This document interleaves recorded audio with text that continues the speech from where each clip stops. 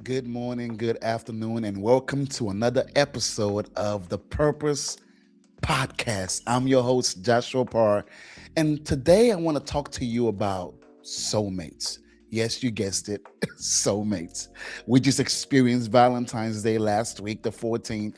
I went to the store and I saw a lot of flowers, a lot of red things. So everything was red. We got the red chocolate. It's the same chocolate, just in a different package and all red all over. And many people were in love, and many people found love. Many people lost love because what their spouse or boyfriend or girlfriend did not do for them for Valentine's Day. And everybody looks forward to Valentine's Day. For some husband, it is the one day that they show that they really love their wife. For some wives, it is the one day they show they really love their husbands. We try to go to a different city and found out all the hotels were booked out, not because a president was coming, not because there was a concert, but simply because of Valentine's Day, this day that we recognize as the day of love. And so I thought it perfect to talk about this concept of love, and particularly soulmates, because some of you listening right now may truly believe that based on your experience or lack thereof on Valentine's Day, you found or have a soulmate. And so I want to kind of talk about this concept of soulmates. Do soulmates exist? Is it a real thing? This concept of love at first sight, this concept of someone that is perfectly matched for you. Does that actually exist? Sit tight. Let's dive in a little bit, all right? The definition of soulmate, as the Merriam-Webster dictionary writes, it says a soulmate is a close friend or romantic partner with whom one has a unique, deep connection based on mutual understanding and acceptance. I'm going to read that again. A close friend or romantic partner with whom one has a unique, deep connection based on mutual understanding and acceptance. Now, based on that definition, do you have a soulmate? We're so enticed with this concept of soulmate. I heard people say this all the time. I have not found my soulmate yet. I haven't. That girl is my soulmate. That guy is my soulmate. Man, I think I lost my soulmate. Man, I think I found my soulmate. And we have this concept of this one person out of the billions of people in the world that is perfectly made for us. And if we don't find that one person that is perfectly made for us, we have not found love. What if we're wrong? Let's go deeper. So I looked up the definition of love. I said, well, since I'm on this journey of soulmates, let me find what the definition of love is. And love, by the way, Merriam-Webster dictionary says a strong affection for another arising out of kinship or personal ties. The problem with soulmate and love is all of these different definitions are human definition based on human perspective. And if I could be honest, the critical aspect about love is ever changing because one, humans are ever changing. And so as long as we leave it up to humans to define love, love's definition will constantly evolve, because we use the word love for both people, things, and places. And it's hard to differentiate because we're still using the same word. We say things like, I love my spouse, I love my partner. And then we say, I love my book.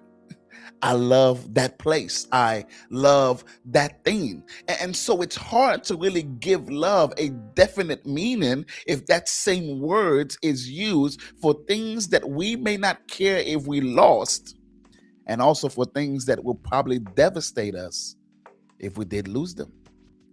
And so love from a human perspective is flawed. The question is, if we are going to define love, we must first define love from the lens of the one who created love. Or better yet, from the lens of the one who created us. We are created by God.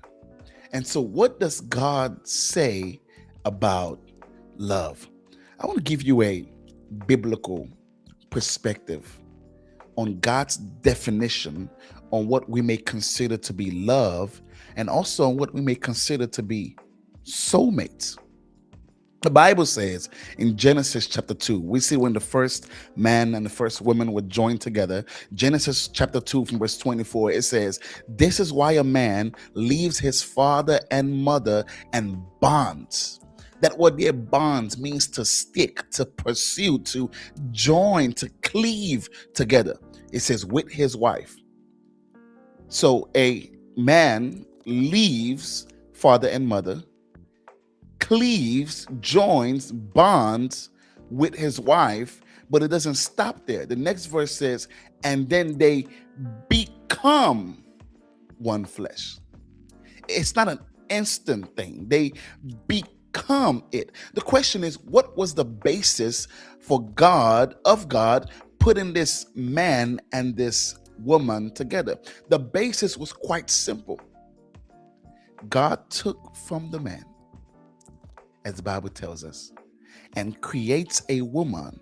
She is complete, whole, made in the image and likeness of God. And then he brought her to the man. The problem is, God never called her Adam's soulmate. Rather, he called her his helpmeet. That word there, helpmeet, is quite interesting, because now when we think about the word helpmeet, we think about a slave, we think about women being less than men. But the word helpmeet actually deals with protection. That the woman was created as a means to protect the man's purpose, to aid in the man's purpose. They have equal value, but her purpose is to aid his. The question now is, if that was the blueprint, how do we materialize that into our day and time?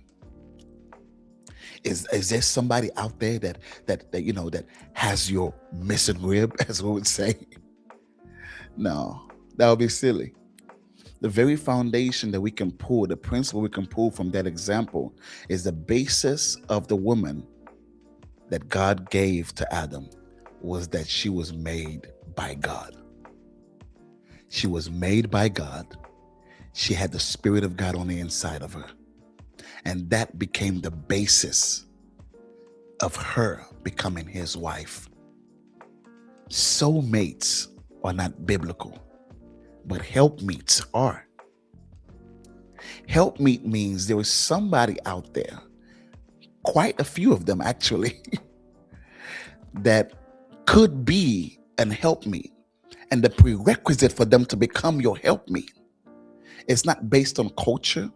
It's not based on height. It's not based on beauty. It's not based on EQ or IQ. The very foundation is this person made in the image and likeness of God? Does this person have the Spirit of God? That's what the Bible talks about when he said that we should not be unequally yoked, joined, bonded with an unbeliever. And so for the believer that believes in God, for the believer man that believes in God, the very foundation for your quote unquote soulmate is a woman that, one, believes in God and serves him. That is the very foundation. Then we can build upon that foundation. Are there shared belief systems? Are there shared value systems? Are there shared understanding, similar goals? These are things that you can build upon to be able to differentiate between those various women or men that can be your helpmeet. There's not one person out there that's created just for you. I challenge you to say there's millions of them.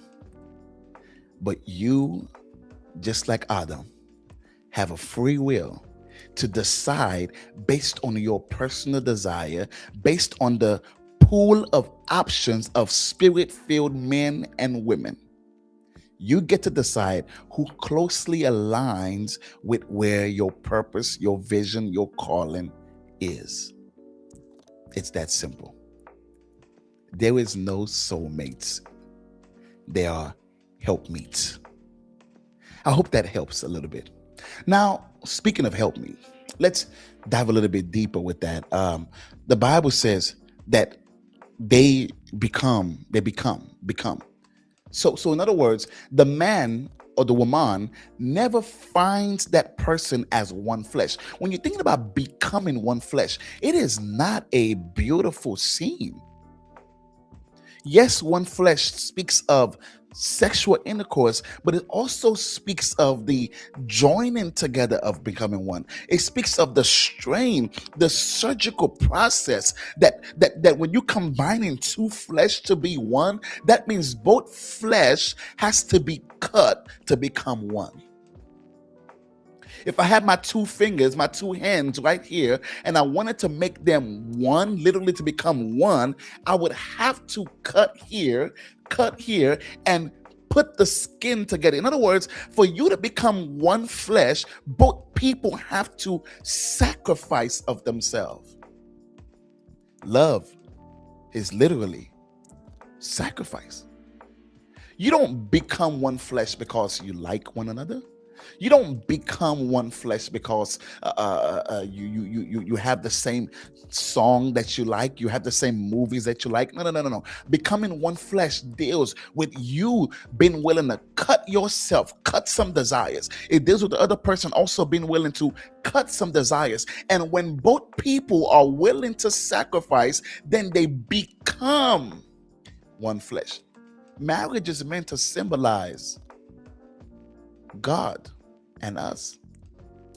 Isn't it interesting that even Jesus would say, if any man would come after me, if anyone will come to become one with me, he says, let him first deny himself, take up his cross and follow me. That even in the relationship between man and God, there was an aspect of denial, and it did not start with man, it started with God. The Bible says that while we were yet in our sin, God commended his love towards us, that Christ died for us. So before we can think about what we have to deny, God already made a denial first.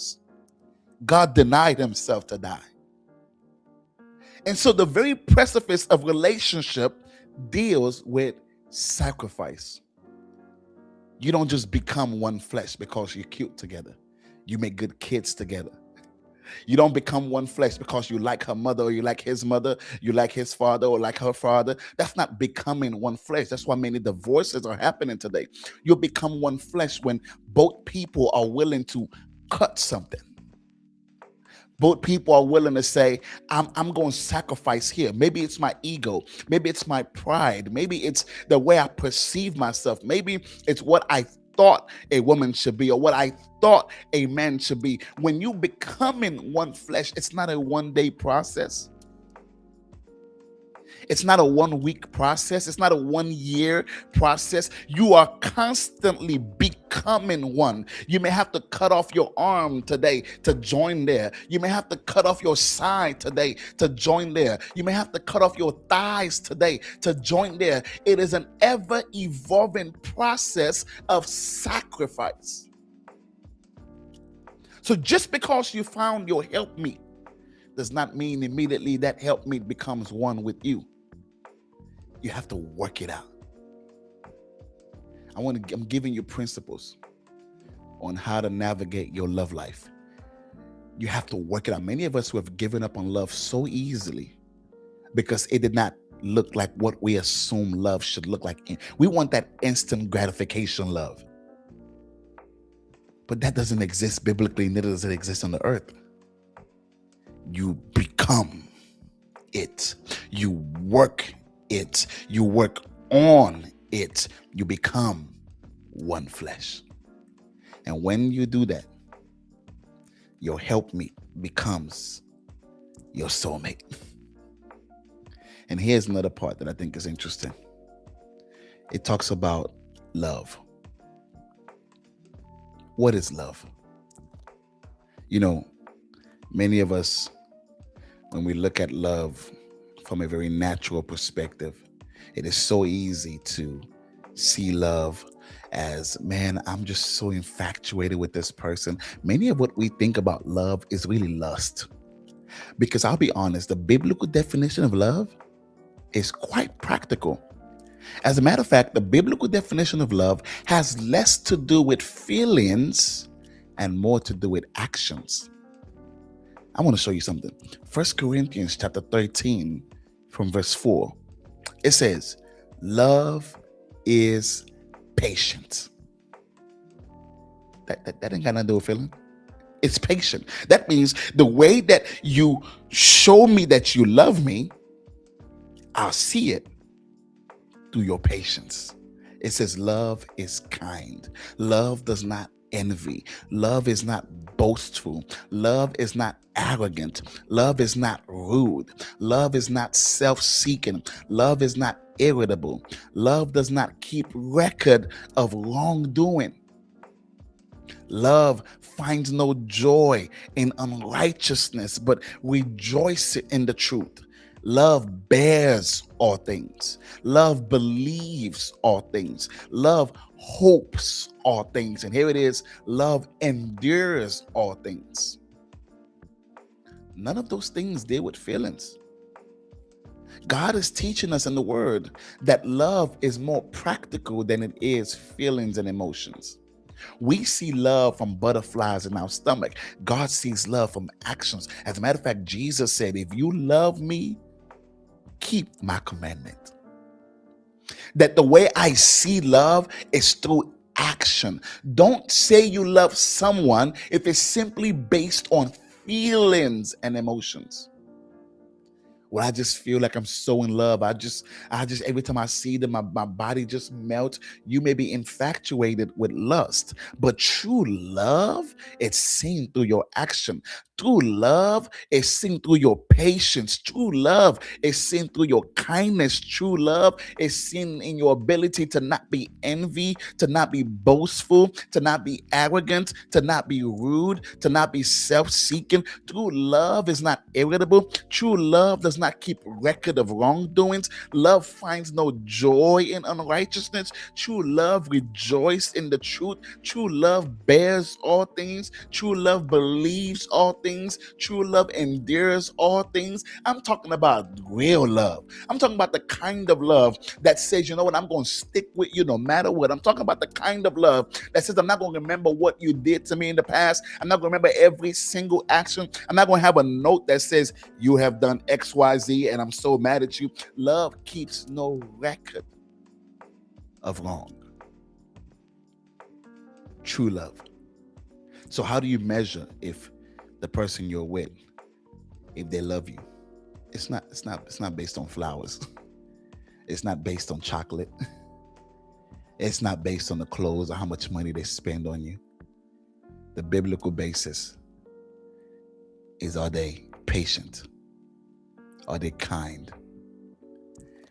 Do they envy? Are they boastful? Are they arrogant? Are they rude? Are they self-seeking? Are they irritable? Do they keep a record of wrongs? Do they find joy in unrighteousness? Do they bear all things? Do they believe all things? Do they hope all things? And can they endure all things?